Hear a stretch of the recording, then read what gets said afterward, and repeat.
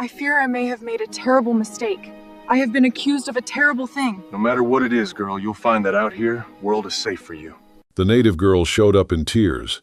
The cowboy said, "You don't have to pretend with me." The September afternoon sun beat down on Willow Creek, Wyoming, 1,878, painting the prairie in broad strokes of gold and amber. The vast blue sky, broken only by the occasional high-soaring hawk, seemed to swallow the small, dusty frontier town whole. At the wooden railway station, the distant whistle of an approaching train sliced through the stillness, a lonesome, metallic cry promising new goods and new faces. For Carrick Montgomery, a man of routine forged by the unforgiving land, the train's arrival was a lifeline. He wasn't here for a mail-order bride, as so many of his kind were. He was here for a much-needed shipment of farming tools, promised to him from as far away as Cheyenne. If you like Wild West love stories or Wild West stories, drop a bunch of 1 second and your place in the comments for the Wild West Love channel. Tell me where you're listening from, so I don't feel so alone out here. Carrick was a man weathered by sun and toil, his frame lean and strong at 31. The brim of his old Stetson was pulled low, shielding his eyes as he scanned the horizon. He was patient, but he was also acutely aware of his surroundings. Life in the territory had taught him that even the most mundane moments could turn into a test of character, or worse, a fight for survival. As the train's wheels screeched on the tracks, the immense locomotive slowed to a halt with a hiss of steam and a billow of black smoke. The passenger cars were the first to draw his eye, and what he saw there caused a flicker of quiet tension throughout the platform. A group of Lakota people began to disembark. They weren't in war, paint, or regalia, just ordinary folks in simple, travel-stained clothing, but their presence was enough to cause the white settlers on the platform to instinctively retreat a few steps. A nervous murmur rippled through the small crowd.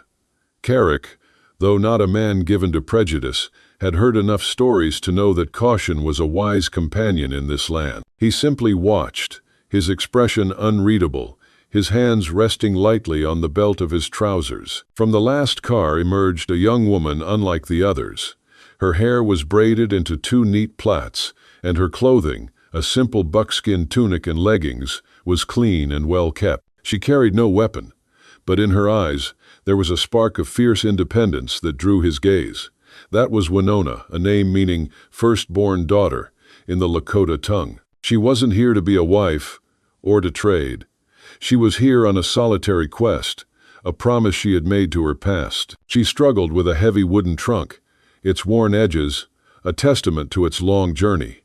As she reached the platform, her footing faltered. The trunk, too heavy for her slender frame, slipped from her grasp and crashed to the wooden planks with a splintering thud. A scattering of items rolled out, but Winona's attention immediately fixated on 2 objects, a small, intricately carved wooden horse and a delicate beadwork necklace. She knelt quickly, her hands trembling as she gathered her precious belongings, a silent plea on her face. A loud, mocking laugh broke the silence. A man in a tailored suit, a slick, self-important look on his face, stepped forward. He stood over Winona, his hands on his hips. "Well, look at this," he sneered for everyone to hear.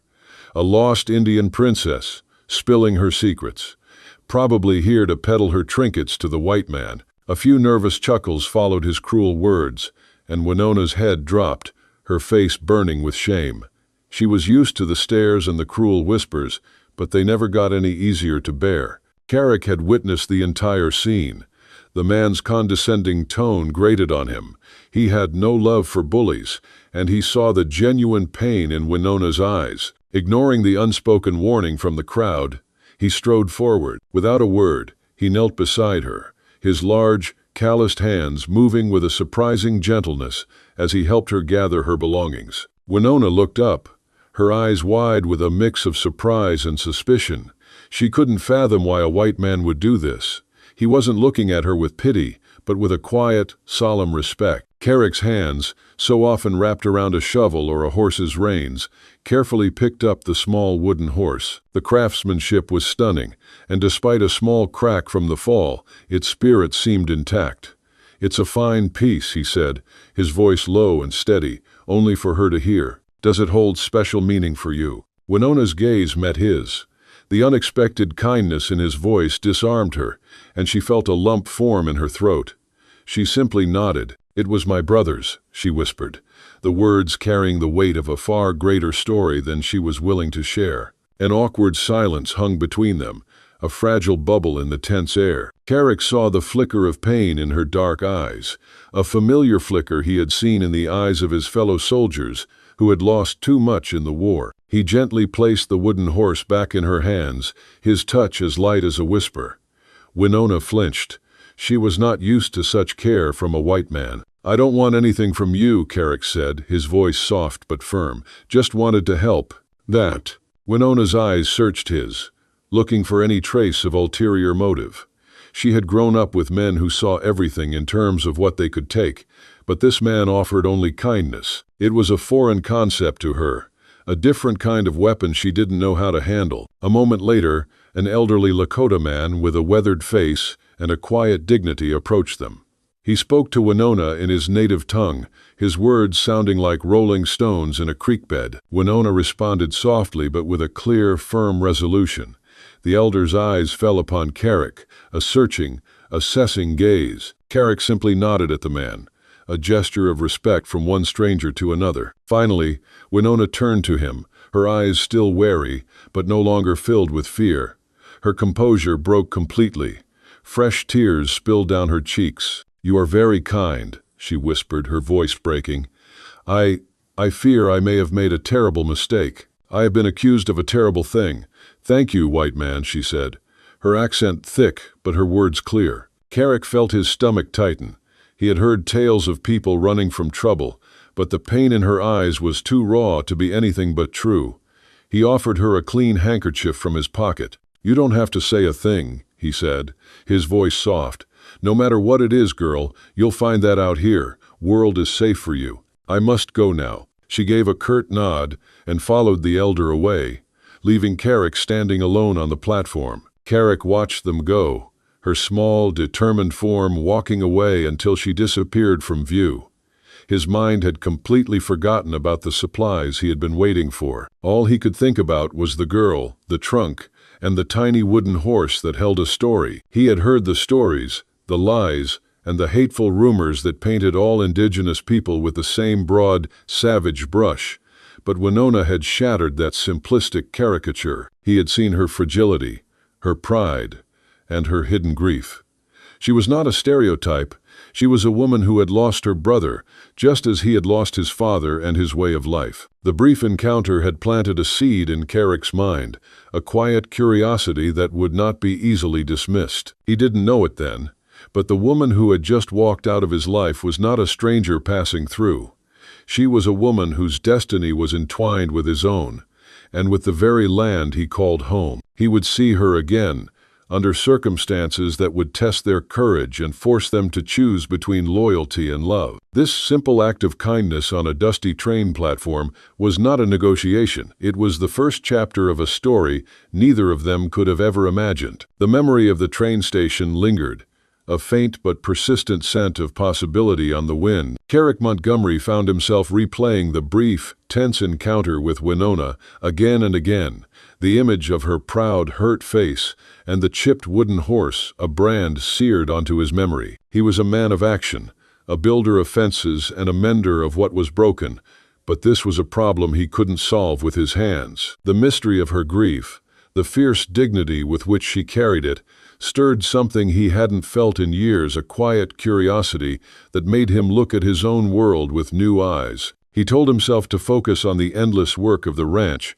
but the image of her face would interrupt his thoughts as he mended a post or checked on the herd. 2 weeks later, the first true autumn storm rolled in, a brutal, unforgiving front that blotted out the sun and unleashed an icy barrage of hail. It wasn't a mere shower, it was a punishment, a lashing of cold and wind that turned the prairie into a battlefield. Carrick rushed to herd his cattle into the shelter of the barn, but he knew with the grim certainty of a man living at the mercy of the elements that some of his stock would be lost. The hail gave way to a relentless, bone-chilling rain that turned the dusty earth to clinging mud. He worked through the night, a silent, solitary figure, his only companions the lowing of the nervous cattle and the howl of the wind. The following morning, the world was a study in desolation. The sky was a bruised gray, and the land was a sodden, broken mess. Fallen trees littered the landscape, and the creeks had swollen into muddy torrents. Carrick mounted his horse, Buck, his every muscle aching. He picked his way carefully through the mire, his gaze searching for his lost calves. The bitter cold bit at his face, but he paid it no mind. A man's life out here was measured in his ability to endure. He found the first group of calves huddled against a broken fence, shivering and miserable. He was able to get them moving with a few prods from his boot, but as he continued his search, his heart sank. He found a young calf, no bigger than a large dog, lying motionless near a small flooded creek. Its hide was soaked, and its body was rigid with cold. He dismounted quickly, kneeling in the muck. The calf was still alive, but barely. Its shallow breaths were punctuated by a wet, rattling cough. As he began to rub its hide, a voice cut through the damp silence, its words as clear as the creek water. "Calf yours?" Carrick looked up, and for a moment the world felt like it had tilted on its axis. Standing amidst the battered aspen saplings, a small, yet powerful figure, was Winona. She was wrapped in a worn wool blanket over a simple buckskin tunic, and in her hand she held a bundle of dried herbs. Her face was solemn, her eyes dark and serious. If you enjoy the story, hit that subscribe button right away. And if you don't, then just hit the like button anyway to keep more Wild West love stories coming. "What are you doing here?" Carrick asked, the surprise evident in his voice. He knew her people did not typically stray so close to the settlements. "This land is ours," Winona said, her voice not hostile but simply stating a fact. "I came to gather medicines. The storm has felled many trees, but it has also unearthed many things." She stopped, her gaze falling on the shivering calf. "This calf will not make it if you do not bring it inside immediately." "I know," Carrick replied, "but I cannot do it alone." Without another word, Winona knelt beside the calf. Her touch was gentle, deliberate. She placed a hand on its small, cold forehead. "Its hide is cold as ice," she murmured, then began to rub a clump of pungent, dried, sage-like herb on its nose. The strong, earthy scent filled the air, and the calf let out a low groan, its breathing seeming to ease. "This herb helps it breathe," she explained, her eyes still on the calf, "but it needs warmth immediately." Carrick was astounded. He was a man of logic and practicality, a rancher who relied on the vet and the few medical books he owned. He had never seen a plant used in such a manner. He looked at Winona not as a Lakota girl, but as a person with a profound and intimate knowledge of this land, a knowledge that far surpassed his own. They worked together, their movements in a surprisingly seamless rhythm. Winona quickly fashioned a crude stretcher from fallen branches, lashing them together with a strong vine. Carrick used the ropes from his saddle to secure the calf to it. They hauled the heavy stretcher toward his homestead, a back-breaking task through the treacherous mud and storm debris. Along the way, Winona pointed out different plants, explaining their uses. She showed him which roots to pull for food, which leaves to boil for tea. She spoke of hidden springs and how the storms, though destructive, also carried new seeds to the soil, ensuring life continued. Carrick listened intently. She was not just teaching him about nature, she was teaching him a different way of living, a different way of seeing. When they reached his ranch, Winona looked around with a hint of curiosity. The sturdy log cabin, the corrals, the vast, empty prairie. The isolation of the place was clear, even in the daylight. Carrick invited her inside to warm up. She hesitated for a moment, but the cold and exhaustion were too great to refuse. Inside, the fire in the hearth crackled, a warm, welcoming sound. The air smelled of wood smoke and old leather. Winona's eyes drifted to the photographs on the mantelpiece, a kind-faced older woman and a young man in a Union uniform. "Your family?" Winona asked, her voice soft. "Yes," Carrick replied, his voice dropping slightly. "My mother and my younger brother. They're both gone. My mother passed 3 years ago, And my brother, he trailed off, his gaze fixed on the photo of the young man, his uniform too big for his slight frame. He died in the Civil War. I came out here to start over. It was too hard to stay where everything reminded me of them. Winona nodded slowly, a profound understanding in her eyes. Me too, she said. I came here because I could no longer be at the reservation.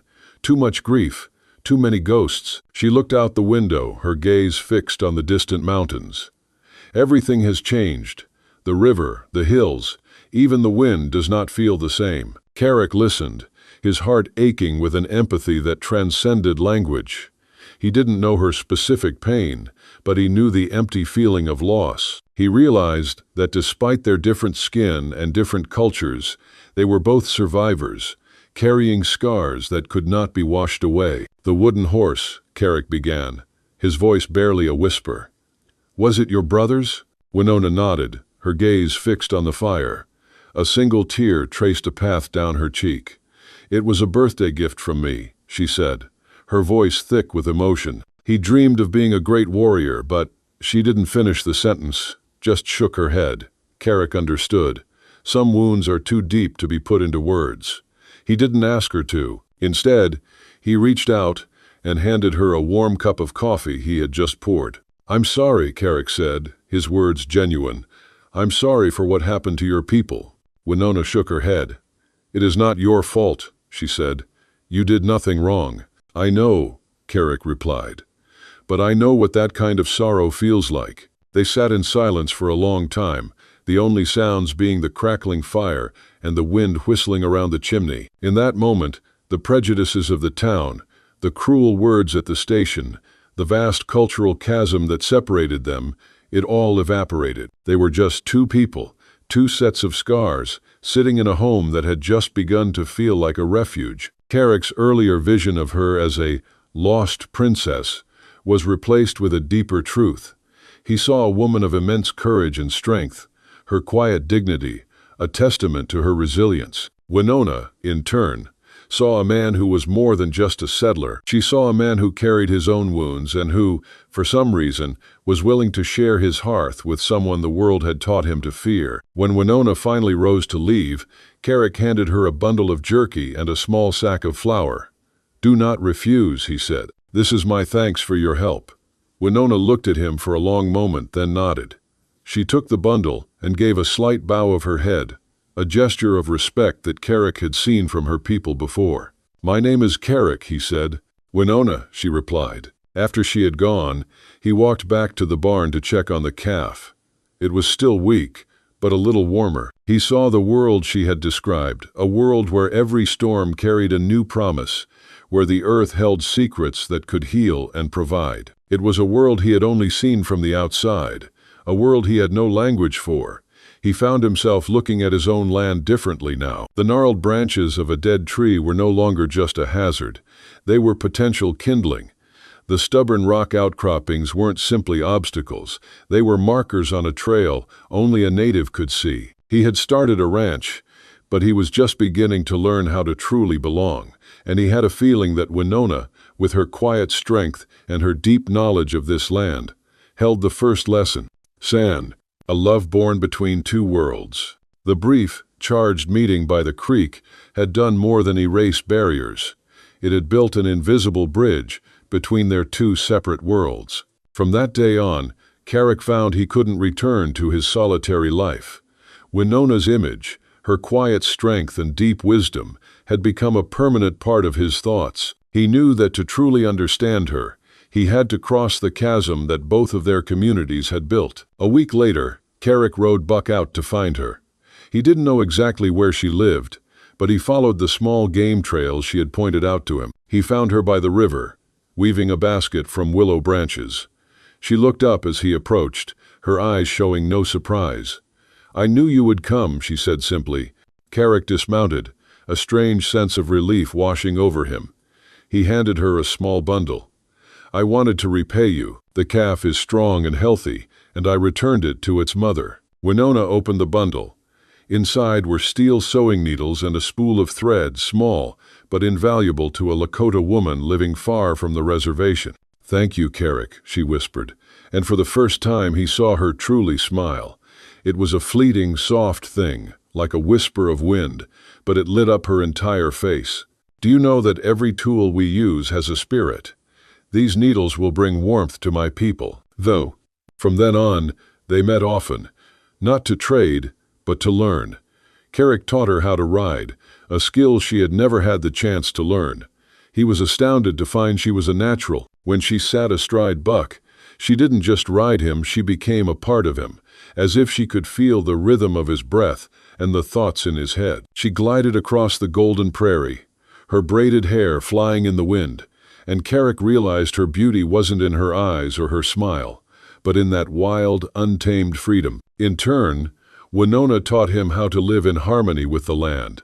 She showed him edible plants and the secret trails known only to those with the spirit of the earth in their blood. She told him stories of the old gods and her ancestors, and explained why a single fallen leaf was a symbol of life's enduring cycle. One afternoon, sitting together by the creek, Winona spoke of her younger brother.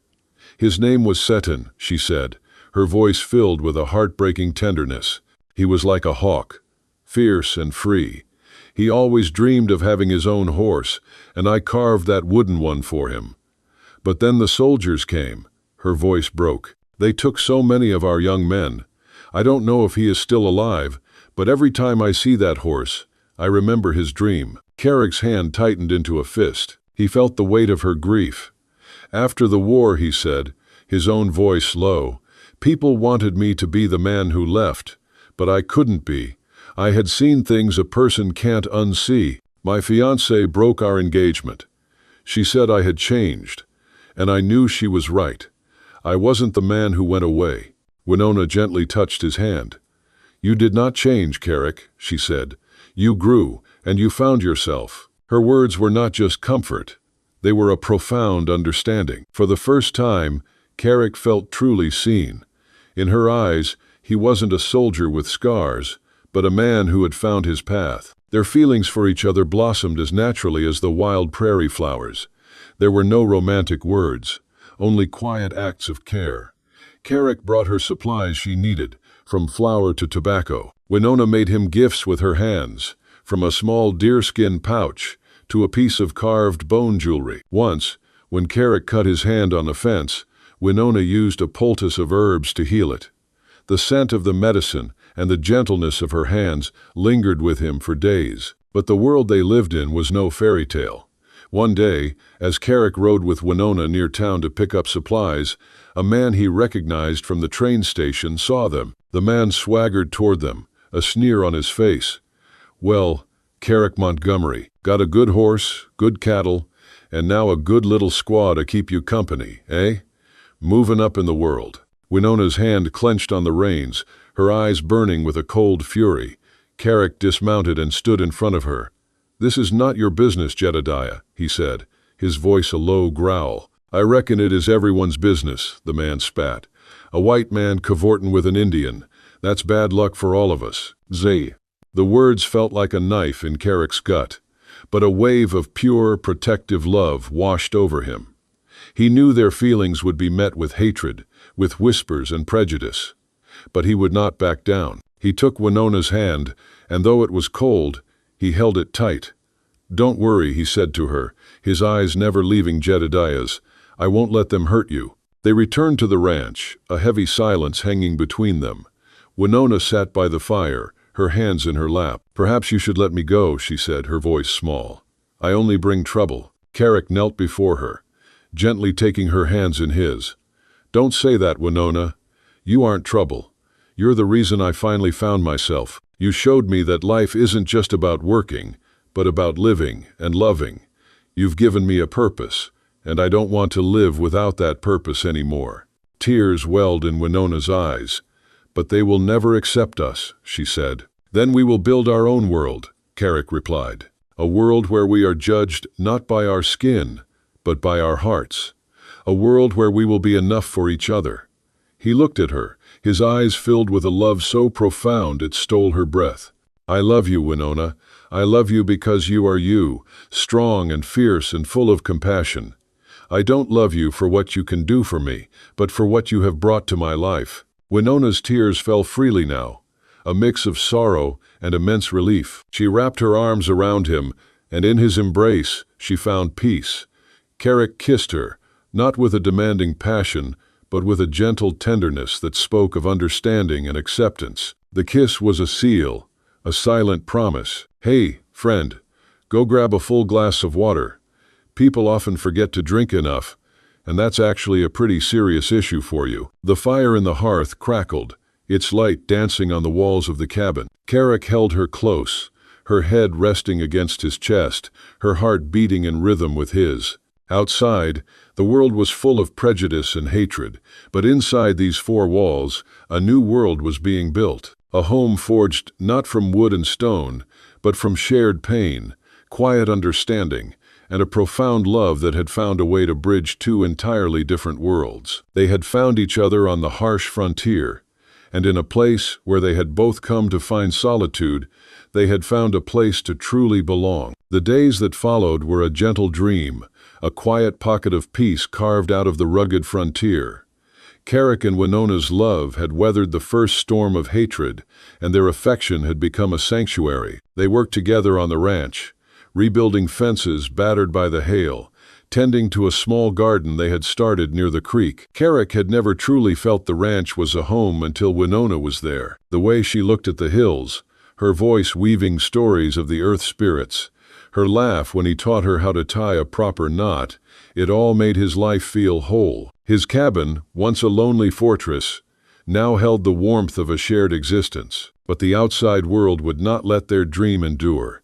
It came on a Saturday afternoon, as Carrick and Winona sat on the porch, watching the sun dip toward the horizon. A neighbor, his face pale with panic, galloped toward them on a foam-flecked horse.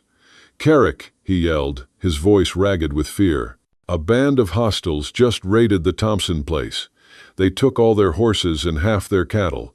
Thompson says 2 of them were from the reservation." Carrick shot to his feet, a cold dread running down his spine.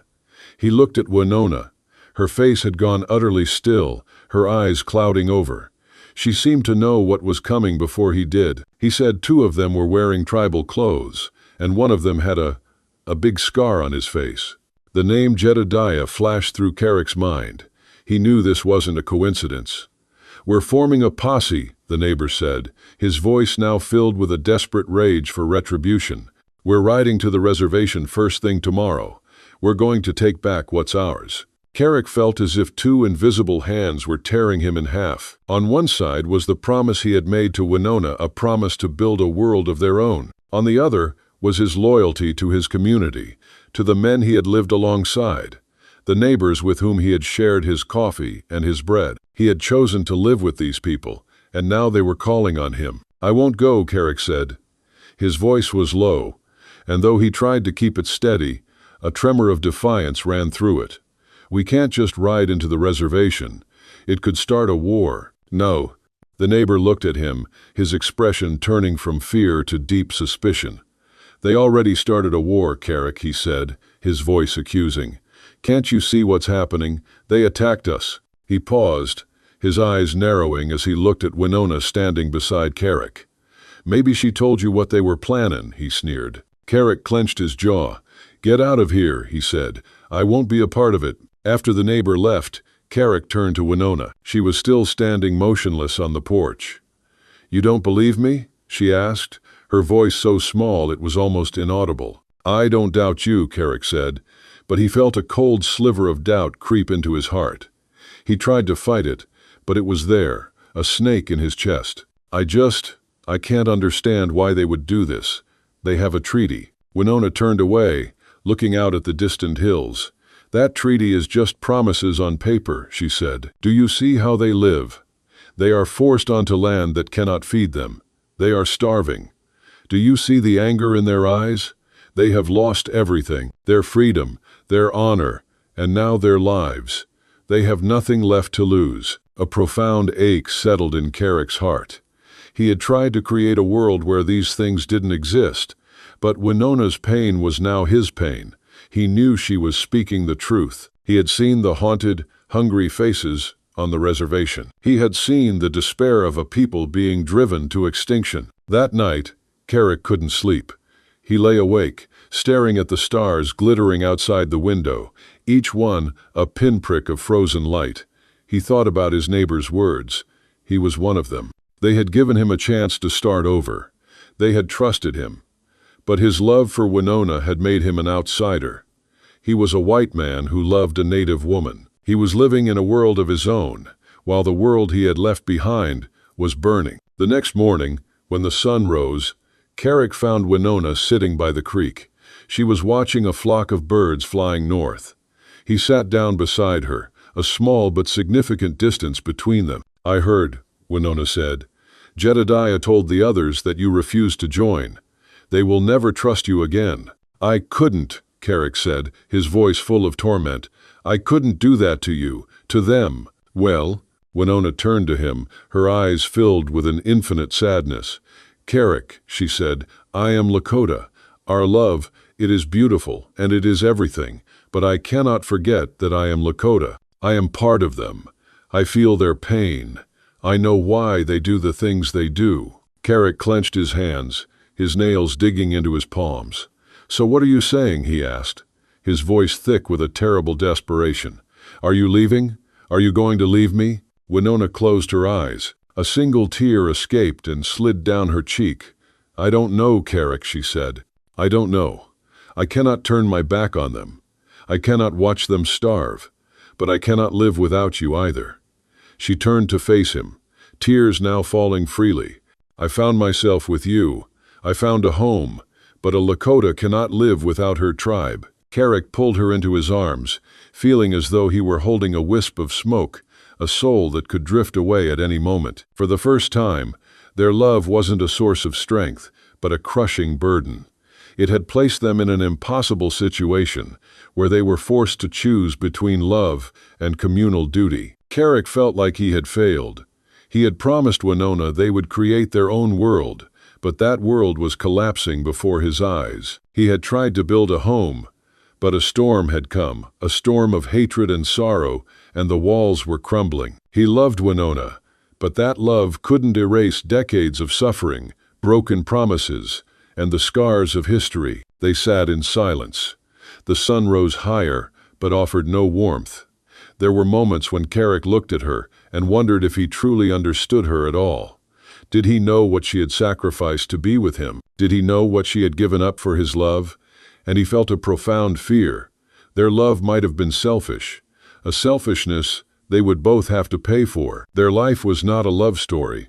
It was a war where they now stood on opposite sides of the battlefield. They were no longer two people who had found each other. They were two worlds, two peoples, two paths facing each other. And for the first time, they had no idea which way would lead them home. The sun rose on a world broken. The warmth of the fire that had kept them safe the night before was now just a pile of cold ash. Carrick and Winona sat at the kitchen table, their mugs of coffee untouched, the silence between them as vast and heavy as the open prairie outside. The impossible choice hung in the air, a sword poised over a love they had built so carefully, so desperately. He looked at her, truly looked at her, and saw not the resolute woman he had come to love, but a stranger, haunted and lost. Her eyes were fixed on the horizon, as if she could already see the path she would have to take. If you're watching on television, don't hesitate, grab your phone and hit subscribe to my channel so you'll never miss out on our amazing characters. "They'll ride in the morning," Carrick said, his voice a hoarse whisper. It was the first thing either of them had said since the sun had come up. "My neighbors.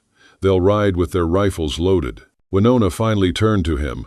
"And what will you do?" she asked. There was no accusation in her voice, only a profound, heartbreaking sadness. She knew the answer, and she knew what it would cost them both. Carrick's hands, usually so steady and capable, trembled as he gripped his mug. He had spent the entire night battling his conscience, his loyalty to his neighbors, and his love for Winona at war. He had found no truce, no middle ground. The simple, brutal logic of the frontier had offered him only one path. "I won't ride with them," he said, the words a silent promise to her, and a defiant act against his own people. But I can't just do nothing. I'll ride to the reservation ahead of them. I'll tell your people what's coming. Maybe I can convince them to return the cattle, to prevent a fight." Winona's expression didn't change.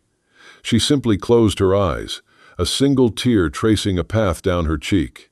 "You don't understand," she said, her voice filled with a terrible certainty. "They will not listen to you. You are a white man. You are part of the world that has taken everything from them. And my people, they are filled with too much anger, too much grief. They will see you as a threat." "I have to try," he insisted, his voice cracking with desperation. He felt like a boy trying to stop a tidal wave with his bare hands.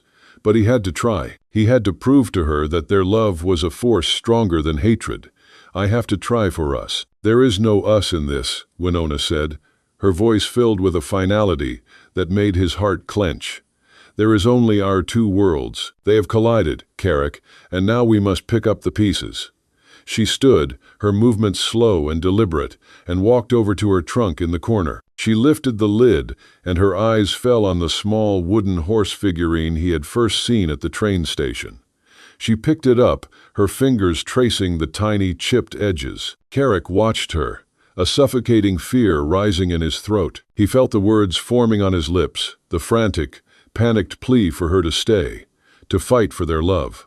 But he knew, with a devastating clarity, that this was not a fight he could win. It was a choice she had to make, and he knew what her heart was telling her. Winona turned, the figurine clutched in her hand.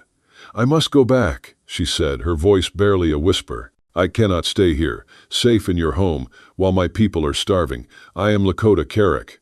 That is who I am, and they are my family." He felt the walls of his world crumbling. He had built it so carefully, a life for them both, a refuge from the world's madness. But he had built it on land that was stolen, and his love, pure as it was, could not erase that fundamental truth. "I love you," he said, his voice raw with pain. "Stay with me. We'll figure it out. We'll build our world here." Winona shook her head, her eyes filled with a heartbreaking regret. "Our world was never here, my love," she said. "It was a beautiful, fleeting dream that we shared, a fragile moment of peace in a time of war. But the real world, the world of history and pain and blood, has found us.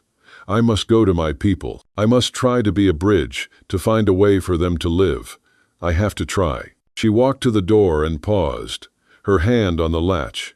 He saw her shoulders straighten, her chin lift, as she prepared to step back into the world that had cast her out. She was no longer just his Winona. She was a woman of her people, ready to make a sacrifice he couldn't fathom.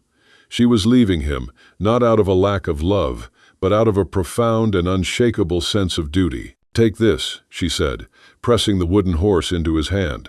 Its smoothness, its simple beauty, felt like a promise and a memory all at once. "So you never forget the boy who dreamed of horses and the woman who loved him." Then she was gone. The door closed behind her with a soft click, a sound that resonated in the hollow space she left behind. Carrick stood there for what felt like an eternity. The wooden horse, a weight in his hand, a tangible reminder of a love that had been and a future that would never be. He never joined the posse. He simply watched them ride out the next morning, a band of angry, fearful men, their rifles glinting in the pale morning light. He knew they would never trust him again. He was a man who had chosen a native woman over his own kind, and in the unforgiving world of the frontier, that was a sin for which there was no forgiveness. He remained on his ranch, a solitary figure once more.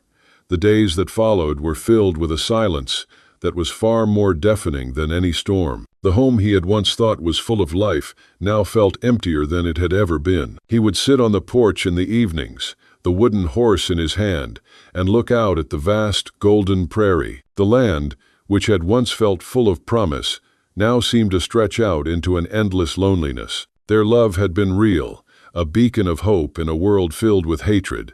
But it had come too soon, in a time when the world wasn't ready for it. It had been a tender sapling planted on a battlefield, and it had been crushed underfoot before it ever had a chance to grow. He had loved her fiercely, and she had loved him in return. But in the end, love had not been enough. Carrick never saw Winona again.